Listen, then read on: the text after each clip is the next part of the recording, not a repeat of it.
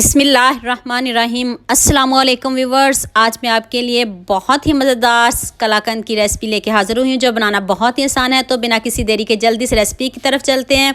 500 ml मैंने दूध लिया है और 500 ml मैंने मिल्क पाउडर लिया है। और ये किसी ब्रांड का नहीं है, ये खुला दूध है, ये बाज़ार से ईज़िली मिल जाता है। तो चले अब गैस की तरफ आते हैं। पैन में मैंने घी लिया है, ये कलाकंद घी में बनती है। मैंने 3 टेबल स्पून घी लिया है। आप देसी घी भी ले सकते हो, जो भी आपके पास हो आप वो भी घी यूज़ कर सकते हो। अब मैंने इसमें दूध ऐड किया है, दूध के साथ ही आपने मिल्क पाउडर ऐड कर देना है। दूध में पानी बिल्कुल भी नहीं होना चाहिए, दूध आपका गाढ़ा होना चाहिए, वरना आपको उतनी ही देर लगेगी इसको पकाने में। आपने ये थोड़ी देर इसमें गुठलियाँ बनेगी, आपने बिल्कुल भी परेशान नहीं होना। ये मिल्क पाउडर ईजीली ये मिठाइयों वाली दुकान से मिल जाता है। आप अगर मिठाई वाले के पास जाएंगे तो आपको ये मिल जाएगा। आपने इसको 5 से 6 मिनट पकाना है और ये गुठलियाँ वगैरह बिल्कुल भी नहीं बनती है। और देखिए कितने अच्छे से ये मिक्स हो गया। जितनी बार भी आप ये कलाकंद बनाओगे डिफरेंट तरीके से बनेगी। अगर आप दूध कम डालोगे और मिल्क पाउडर ज़्यादा डालोगे तो और तरीके से बनेगी। सिर्फ आपने अब दूध को खुश्क करना है। जब आप दूध को खुश्क करते जाएंगे तो ये खुद ही दानेदार सी कलाकंद बन जाएगी। इतनी ईजी है, सिर्फ 3 इंग्रेडिएंट्स से मैंने इतनी आसानी के साथ बनाई है। जिसको नहीं भी बनाना आती वो भी बना सकता है।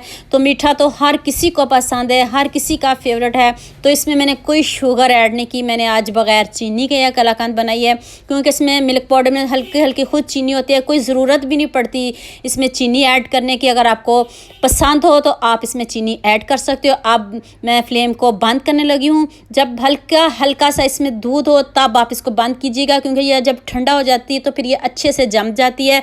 तो आप कोई बॉल ले लें जिसमें आपने सेट करना हो। गरम गरम इसको सेट कीजिएगा, ठंडी हो गई तो फिर ये सेट नहीं होगी। आपके पास जो भी बर्तन हो, जिस प्लेट में आप निकालना चाहते हो आप उसमें निकाल लीजिए। और मैंने इसको फ्रिज में बिल्कुल भी नहीं रखा, मैंने इसको बाहर ही रखा है।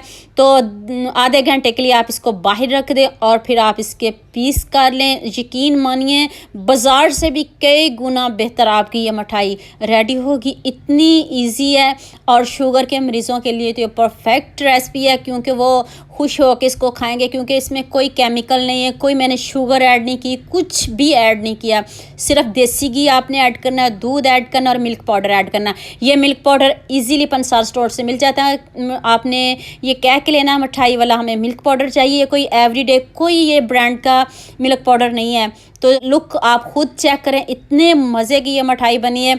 और एंड पे देखिए मैंने इसको बादाम के साथ गार्निश कर दिया। इसको बादाम के साथ गार्निश करने की भी ज़रूरत नहीं, इतनी मज़े की यकीन मानिए बनी है। अगर आप दूध कम डालोगे और मिल्क पाउडर ज़्यादा डालोगे तो वो और तरीके से बनेगी। जितनी बार आप इसको बनाओगे ये और तरीक़ों से बनती जाएगी। ये नहीं कि जैसे मैंने बनाई है आप भी वैसे बनाओ। जितनी मैंने क्वान्टिटी बताई है अगर आप ऐसे बनाओगे तो सेम ऐसे ही बनेगी।